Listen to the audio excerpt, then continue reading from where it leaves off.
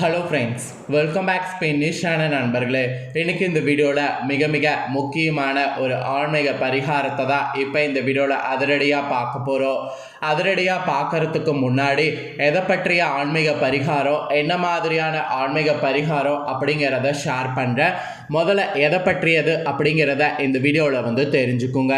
நாளை நாள் தேதி பார்த்திங்கன்னு வச்சுக்கோங்களேன், மார்ச் மாதத்துடைய 16ஆம் தேதி. அதே போல் தமிழ் மாதம் 12வது மாதமான பங்குனி மாதத்துடைய 2ஆம் நாள். அதே போல் நாளை நாள் கிழமை பார்த்திங்கன்னு வச்சுக்கோங்களேன், ஞாயிற்றுக்கிழமை.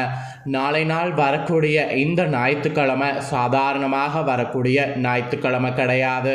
மிகவும் முக்கியமான எச்சரிக்கையான ஒரு ஞாயிற்றுக்கிழமை என்று சொல்லலாம். அப்படி என்ன முக்கியமான எச்சரிக்கையான ஞாயிற்றுக்கிழமை அப்படின்னு கேட்குறீங்களா?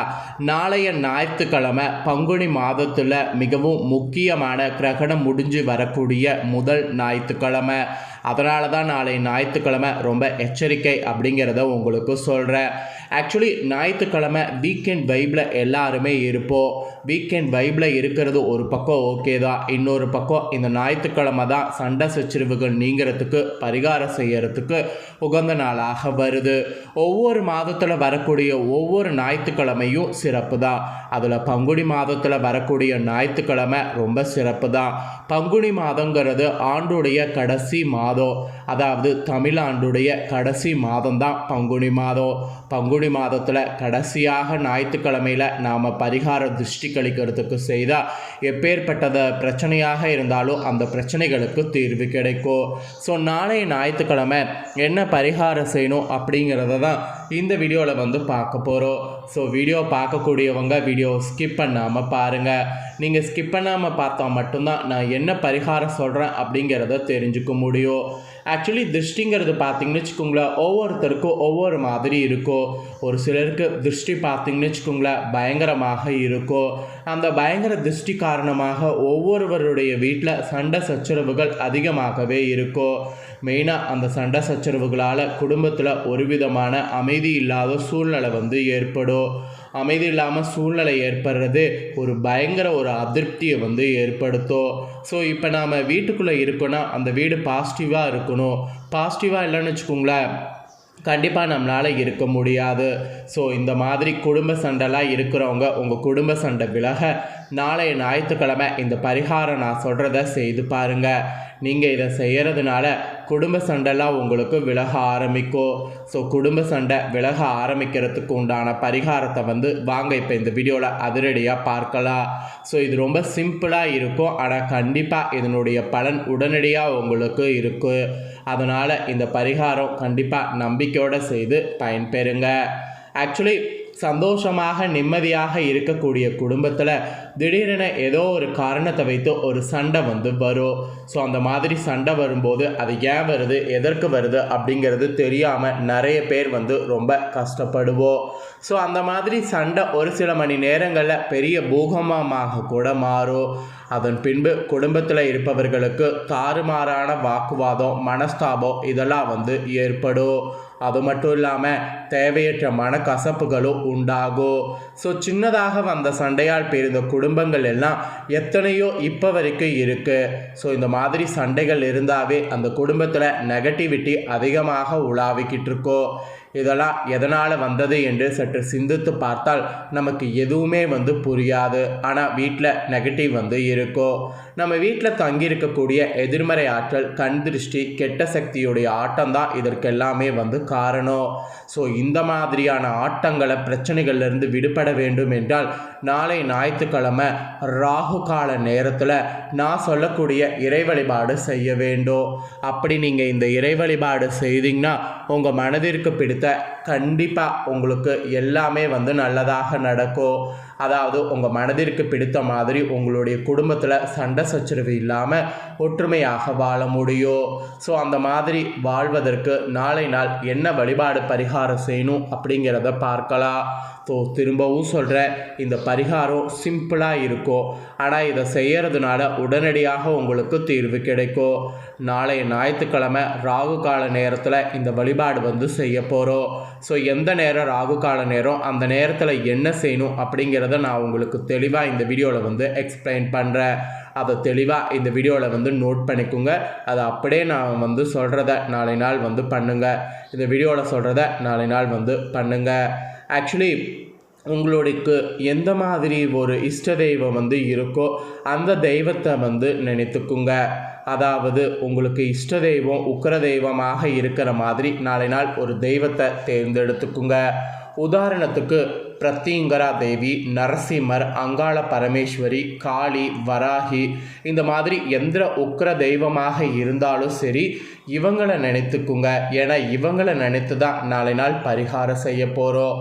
இவர்களில் யாராவது ஒருவரை வழிபட்டீர்கள்னா கண்டிப்பாக உங்களுக்கு இந்த பரிகாரம் வந்து கரெக்டாக இருக்கும்.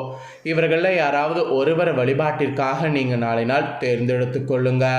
முதல் பங்குனி ஞாயிற்றுக்கிழமை இவர்களை நினைத்து செய்ய துவங்கக்கூடிய பரிகாரம் தொடர்ந்து வரக்கூடிய ஞாயிற்றுக்கிழமைக்குள்ளே உங்களுக்கு நல்ல டிஃப்ரென்ஸ் வந்து தெரியும்.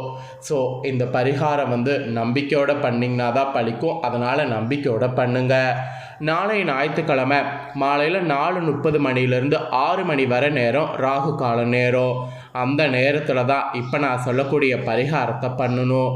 அந்த நேரத்தில் முதல்ல உங்கள் வீட்டை வந்து துடைக்க வேண்டும். நீங்கள் ஆல்ரெடி வெள்ளிக்கிழமை துடைச்சிருந்தாலும் இன்னொரு முறை நாளை நாள் ராகு கால நேரம் தொடங்கிறதுக்கு முன்னாடி உங்கள் வீட்டை துடைக்க வேண்டும். அப்புறம் அரை பேக்கெட் தண்ணீரில் கொஞ்சமாக பச்சை கற்பூரம், அப்புறம் அருகம்புல் பொடி, வெட்டிவேர் பொடி சேர்த்து கரைத்துக்குங்க. நல்லா நோட் பண்ணிக்கோங்க. அரை பேக்கெட் வந்து தண்ணீர் வந்து எடுத்துக்குங்க. அதில் கொஞ்சமாக பச்சை கற்பூரம், அருகம்புல் பொடி, வெட்டிவேர் பொடி இது எல்லாத்தையும் சேர்த்து கரைத்துக்குங்க. கரைத்த இந்த தண்ணீரை கொண்டு மூளை முடுக்குகள் முதற்கொண்டு வீட்டை துடைக்க வேண்டும். அதாவது வீட்டை துடைக்கிறதுல அந்த தண்ணியில் வந்து இதை கரைச்சி நாம் இதோடு சேர்த்து நம்ம வீட்டை வந்து துடைக்க வேண்டும். கட்டில், சோஃபா இந்த மாதிரி எதுக்கு அடியில் எல்லா இடத்தையுமே வந்து இந்த பவுடரு நம்ம கலக்கினது மூலிமா சுத்தம் செய்யணும். வாஷிங் மிஷின் அடியில் மூளை முடுக்குகள் எல்லா பொருட்கள் அடியிலுமே துடைக்காமல் விடக்கூடாது. எல்லா இடத்தையுமே முதல்ல இந்த தண்ணீரை சேர்த்து துடைத்து வீட்டை முதல்ல சுத்தம் செய்த வேண்டும்.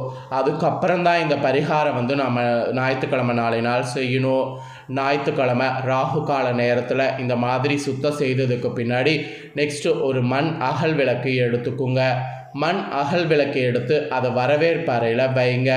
மண் அகல் விளக்கை நீங்கள் எடுத்ததில் வந்து சுத்தமான நல்லெண்ணெய் வந்து ஊற்றி திரி போட்டுருங்க. போட்டு அந்த விளக்கை வந்து ஏற்றி வைங்க. அந்த விளக்கை ஏற்றி வைக்கும்போது நீங்கள் மனதில் நினைத்து கொண்டிருக்கக்கூடிய அந்த உக்கிர தெய்வத்துடைய நாமம் எதுவாக இருந்தாலும் அந்த பெயரை 27 முறை சொல்ல வேண்டுங்க. அப்போது நீங்கள் சொல்லக்கூடிய அந்த பெயரானது நீங்கள் உச்சரிக்கப்பட்ட அந்த தெய்வம் வந்து அந்த தீபச்சுடரில் அமர்ந்து அந்த தீபச்சுடர்லேருந்து வெளிவரக்கூடிய சூட்டில் உங்கள் வீட்டில் இருக்கக்கூடிய கெட்ட சக்திகளை பொசிக்க விடு என்பது தான் இதில் மறைந்திருக்கக்கூடிய நம்பிக்கை. இந்த நம்பிக்கைக்கு தான் நாளை நாள் இதை பண்ணுங்க அப்படிங்கிறத சொல்கிறேன். இப்போ உதாரணத்திற்கு நீங்கள் நரசிம்மரை நினைத்து இந்த விளக்கை ஏற்றினீங்கன்னா வரவேற்பறையில் உட்காந்து 27 முறை நரசிம்ம மூர்த்தியே எங்கள் வீட்டில் அவதரித்து வீட்டில் இருக்கக்கூடிய கெட்ட சக்தியை அளித்து நிம்மதியை தர வேண்டும் அப்படிங்கிற மாதிரி சொல்லணும். சண்டை வராமல் பாதுகாக்க வேண்டும் அப்படிங்கிற மாதிரியும் சொல்லணும். இந்த மாதிரிலாம் பிரார்த்தனை செய்து நம்ம விளக்குக்கு முன்னாடி 27 முறை இருக்கணும். விளக்கை ஏற்றி வைத்து விட்டு ஓம் நரசிம்மரே போற்றி போற்றி என்கின்ற மந்திரத்தை கூட நீங்கள் சொல்லலாம். ஸோ இது வந்து எக்ஸாம்பிளுக்கு நரசிம்மர்னு சொல்கிறேன். உங்களுக்கு எந்த தெய்வத்தை உக்கிர தெய்வத்தை நினச்சிங்களோ அந்த தெய்வத்தை இந்த மாதிரி போட்டுருங்க. வாய் விட்டு இந்த மந்திரத்தை சொன்னாலும் தவறு கிடையாது, மனசுக்குள்ளே சொன்னாலும் தவறு கிடையாது. நம்பிக்கை உள்ளவர்கள் இந்த பரிகார நாளை நாள் செய்யும்போது நிம்மதியான சண்டை இல்லாத குடும்ப சூழ்நிலை அடுத்து வரக்கூடிய ஞாயிற்றுக்கிழமைக்குள்ளே உருவாக்கி தரும். இந்த பரிகாரத்தை நாளை ஒரு வாரம் செய்யும்போது நினைத்து பார்க்க முடியாத நல்லது வீட்டில் நடக்கும். ஆக்சுவலி இதை செய்து கொஞ்சமாக உங்களுக்கு பாசிட்டிவிட்டி கிடைச்சதுன்னா தொடர்ந்து வரக்கூடிய ஞாயிற்றுக்கிழமை வந்து நீங்கள் செய்யுங்க, ஒன்றும் தப்பு கிடையாது. இதெல்லாம் செய்கிறதுனால குடும்ப சண்டை தீர்வதற்கு ஈஸியாக ஒரு ஆன்மீக ரீதியாக வழிபாடு வந்து கிடைக்கும். நம்ம என்னதான் அமைதியாக ஒரு பக்கம் இருந்தாலும் இன்னொரு பக்கம் நமக்கு தெய்வத்துடைய சக்தி வந்து தேவை. அப்படி இருந்தால் தான் நம்ம வாழ்க்கையில் நினைக்கிறது கரெக்டாக நடக்கும். அதனால் தெய்வத்துடைய அருளை பெற இந்த பரிகாரம் வந்து செய்யணுங்கிறத உங்களுக்கு இந்த வீடியோவில் வந்து சொல்லியிருக்கேன். ஸோ கண்டிப்பாக அனைவரும் இந்த வீடியோ பார்த்தவங்க செய்வீங்கன்னு சொல்லி நான் நம்புகிறேன். நீங்கள் இதை செய்கிறது போல் உங்கள் ஃப்ரெண்ட்ஸ் ஃபேமிலியில் இருக்கிறவங்களும் இதை செய்து பயனடையணும் அப்படின்னு நினச்சிங்கன்னா வீடியோ லைக் பண்ணி ஷேர் பண்ணுங்கள். வீடியோவை உங்கள் ஃப்ரெண்ட்ஸ் ஃபேமிலியில் இருக்கிறவங்களும் பார்க்கட்டும். அவங்களும் வந்து நாளை நாள் சண்டை சச்சரவு இல்லாமல் வாழ்வதற்கு இந்த பரிகாரத்தை தெரிஞ்சு இந்த பரிகாரத்தை பண்ணி பயன்பெறட்டும். நெக்ஸ்ட்டு நம்ம சேனலில் நிறைய வீடியோ போடப்படும். அதை எல்லாத்தையுமே உடனுக்குடனே தெரிந்து கொள்ள மறக்காமல் நம்ம சேனலை சப்ஸ்கிரைப் பண்ணுங்கள். கூட பெல் பண்ண ப்ரெஸ் பண்ணுங்கள். அதை பண்ணிட்டீங்கன்னா நான் போடுற மற்ற அப்படின்னா எல்லா வீடியோஸும் உடனுக்குடனே தெரிந்து கொள்ளலாம். ஸோ மறக்காமல் பண்ணுங்கள். சுவாரஸ்யமாக இதே போல் வேறொரு வீடியோவில் வந்து உங்களை சந்திக்கிறேன். நன்றி, வணக்கம்.